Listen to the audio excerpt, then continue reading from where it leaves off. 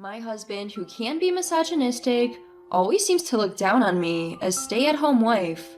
He would threaten me with divorce the moment I try to speak up for myself. "Try me and we're getting a divorce," He'd say. One day, I found out about his little secret.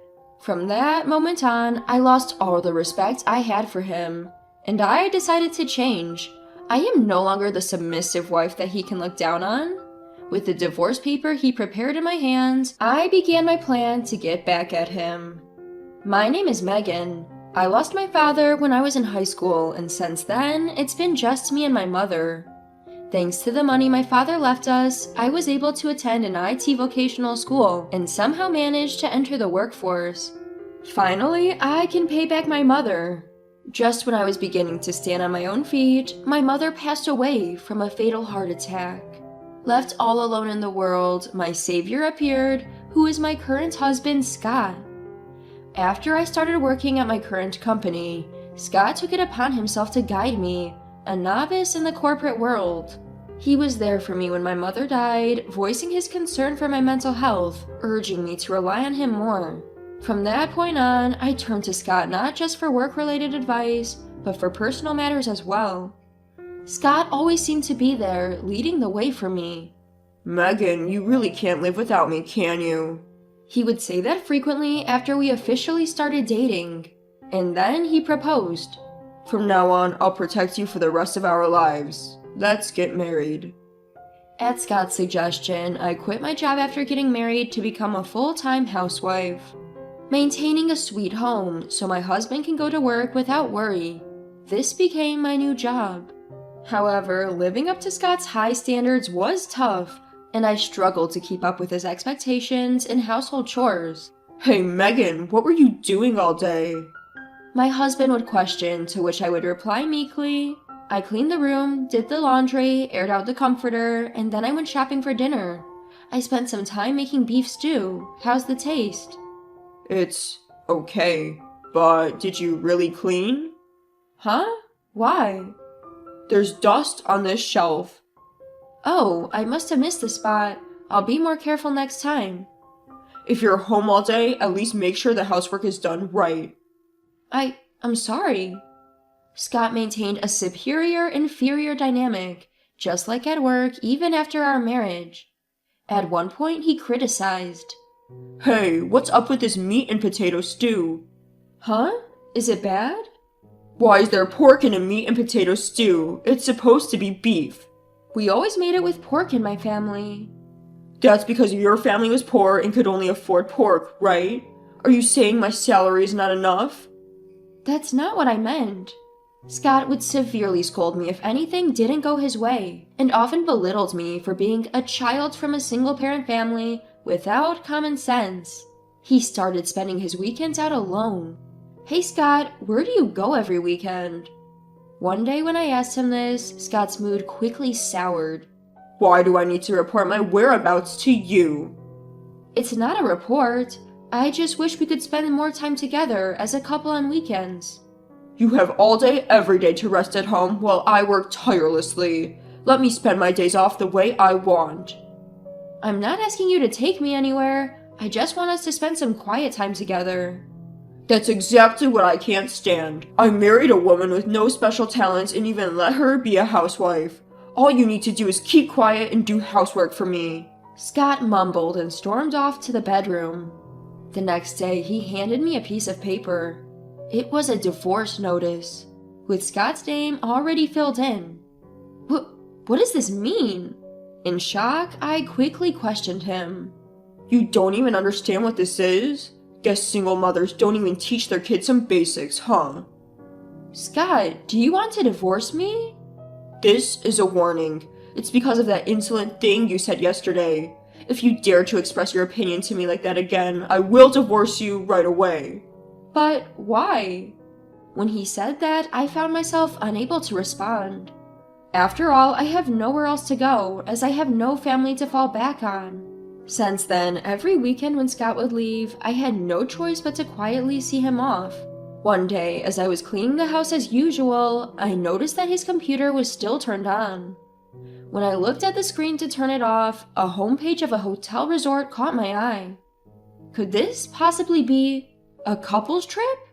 My mood brightened all at once. Despite all his harsh words, Scott cared about me. From that day, I put more effort into housework than usual, waiting for Scott to bring up the topic of the trip. However, no matter how long I waited, he would not mention anything about the trip. Out of curiosity, I began to check the home computer more frequently. Looking at the browsing history, it seems like Scott was still searching for hotels. I wondered if he was seriously selecting an accommodation for us. One day, while periodically checking on the computer, I noticed a completed reservation notification on a booking site. The reservation was for this upcoming weekend. Finally, he must have finished selecting a hotel for us. While anxiously waiting for Scott to invite me, it was already Friday. Unable to hold back, I asked Scott, "Scott, don't you have something to tell me?" Scott looked at me, slightly startled. What are you talking about? But I couldn't insist on him to talk about the trip. He became grumpy and went to sleep, and just like that, Saturday dawned. "Good morning, Scott." What's with you? Dressed up this early in the morning? "Oh, because..." Never mind. I'll be leaving once I'm ready. I won't be home today. With that, he quickly got ready and left the house. What was happening? Did he change the reservation after that? The name written in the companion section was not mine, but another woman's name. Companion Lily? 25 years old? At that moment, I understood everything. What he had been planning all along was not a trip with me, but a trip with a young mistress named Lily. In that moment, all my feelings of love, gratitude, and respect for Scott swiftly faded. I was quick to react. To confirm his affair, I headed to the hotel that Scott had booked. Upon arrival, I made sure to imprint in my mind the sight of my husband and the young woman cheerfully entering the hotel. Of course, I didn't forget to take photos for evidence. When I returned home, I thoroughly checked our computer.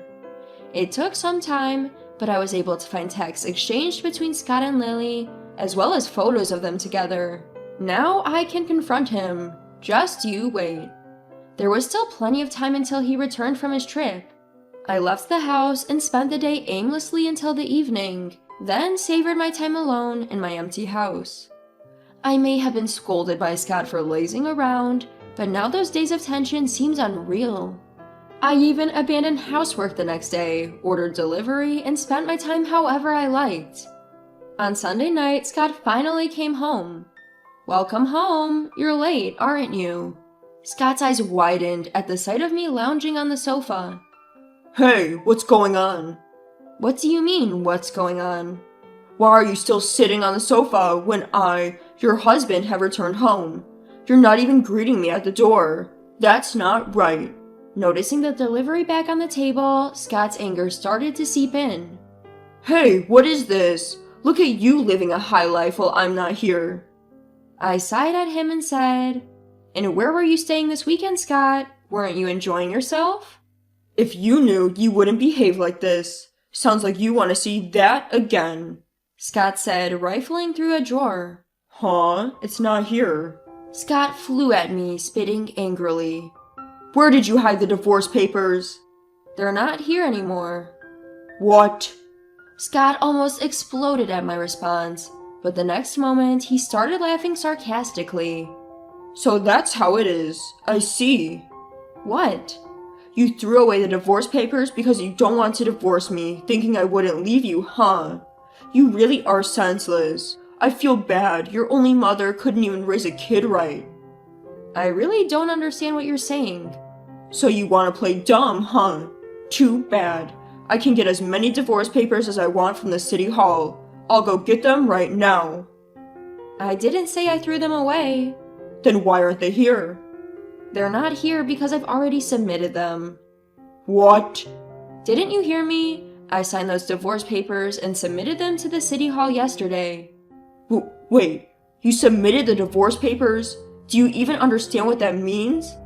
Of course, isn't it obvious? If you submit divorce papers, the divorce is finalized. Are you telling me you didn't know that, Scott? Scott's face turned beet red at my mockery. Don't mess with me. You lived a comfortable life with my salary. Comfortable? Who's saying that? I couldn't help but retort. Where is the comfort in a marriage with someone who constantly belittles and ridicules me? Someone who never shows gratitude no matter how much housework I do? Belittle you? Of course a housewife like you is obviously below me, the breadwinner. If you want to give me an attitude like that, I'm done. Be all alone and realize your own foolishness. Get out right now. Scott kicked me out, yelling and ranting. Expecting this, I had already packed my bags. It was a good decision. I picked up my suitcase and proudly left the house. On a whim, I rented a weekly apartment and spent the night there. The next morning, I looked at my phone and saw an overwhelming number of missed calls from Scott. Just then, he called me again. Oh, what's up? Don't what's up me. Where are you now? It's none of your business. We're not married anymore. Stop messing around. The divorce papers you submitted on your own are invalid. Didn't you sign them yourself? I wasn't serious. You probably did it out of confusion too, right? After a night's rest, you should be cool-headed now. If you apologize, I'll forgive you. So come back. I haven't done anything I should apologize for. How dare you test me, your husband, while I provided for you this whole time. If I dump you, you'll be alone again. Is that what you want? I realized something. It's better to be alone than to be with someone who doesn't care about me. I could tell that Scott was shaking with anger on the other end of the phone. He raised his voice through the phone. What? I've even compromised. Fine, I don't care about you anymore. You'll regret this. I'm pretty sure you'll be the one to regret this. You can't do anything, you're just a loser. Scott hung up the phone in a fit of rage. I used to be so scared of his yelling, but now all I feel is contempt. He didn't contact me for several days, but a week later, I got a call on my cell phone from him. Megan, what the hell is this bill? Once I had confirmed Scott's affair, I had asked a lawyer to file for damages. It seems that he finally received the bill. Oh, did it arrive? It's written clearly on the bill. Why do I have to pay damages? You're the one who left. I even said I was willing to start over, but you're the one who refused to come back because you're so stubborn. Aren't you misunderstanding something? It's damages for your affair. Affair? When and with whom did I have an affair? With Lily, 25 years old. You've been seeing her for a year now. How did you... You left so much evidence on your computer. Did you really think I wouldn't find out? You really thought I was a fool, huh? Scott seemed to think I was bluffing. He retorted in a fury. Evidence? You're lying. There was no such thing on the computer. Yes, that's right. You're not so stupid as to leave texts and photos with your mistress on there. Humph. As I knew you were bluffing. You can't fool me. Why don't you see for yourself whether I'm bluffing or not? I sent Scott the evidence of his affair. Upon seeing it, his tone of voice suddenly became frantic. How did you get this? I'm sure I deleted it. Indeed, all the data had been deleted from the computer. But Scott completely forgot that I had graduated from a vocational school with a certification in IT. It took some time, but I was able to restore the deleted data, so I saved them. Realizing he couldn't wriggle out, Scott suddenly changed his attitude. Look, Megan, you don't really want to do this, do you? Yes, I cheated on you with her, but it was just a fling. You're the only one I truly love. You can't live without me, can you? I realized that it was just all in my head. Being with you, I was losing confidence in myself. Far from being protected, you were tearing my self-esteem to shreds. You just have victim complex. In reality, if it weren't for my salary, you couldn't live, could you? Of course you'll receive some harsh words at times.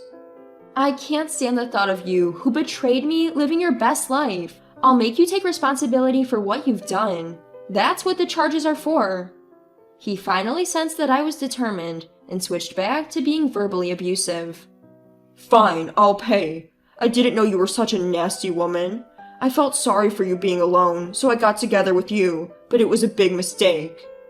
Right back at you. You chose me because you thought you could control me, right? It was a big mistake that I didn't see it through at the beginning. You're probably with your mistress Lily because she's young and does what you want, right? Pay the damages quickly and go get with her. You'll realize soon enough. You're destined for a lonely life. Scott, although putting up a big front, transferred the agreed upon amount of compensation to me, as required by my lawyer. However, a few days later he contacted me again. Megan, can you return some of the money to me? What? I couldn't help but raise my voice. I've never heard of returning a compensation fee. Besides, even after paying the compensation and dividing our property, you should still have plenty of savings left, right? Well, that's the thing. My savings are running low. That's why I've swallowed my pride to ask. It seems that Scott, who had invited Lily to live with him, had given her his credit card for emergencies, but she started splurging on his card. Now that Lily had nearly depleted all of his savings with her spending, he was desperate enough to turn to me for help.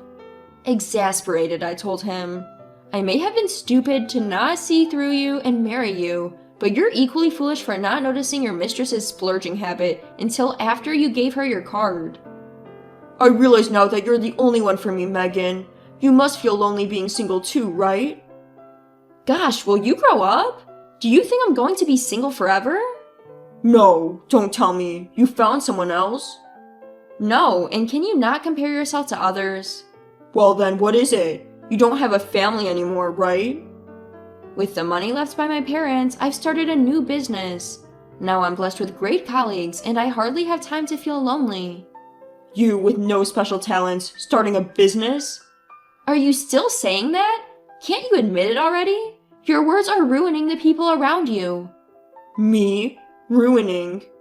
You look down on others until they lose confidence and spoil your mistress until she gets carried away. Unless you change your selfish behavior, neither you nor anyone around you will ever find happiness. With that, I firmly rejected Scott. After that, he never contacted me again. He probably realized he could no longer look down on me now that I was successfully running my own business. Rumor has it that Lily dumped Scott right after using up all of his savings. Scott, who could only see his partners as less than him or spoil them without being able to build a solid relationship, will likely have a hard time finding a lifelong companion. If anyone is destined for a lonely life, it's Scott, not me. With that thought in mind, I devoted myself to my work once again today.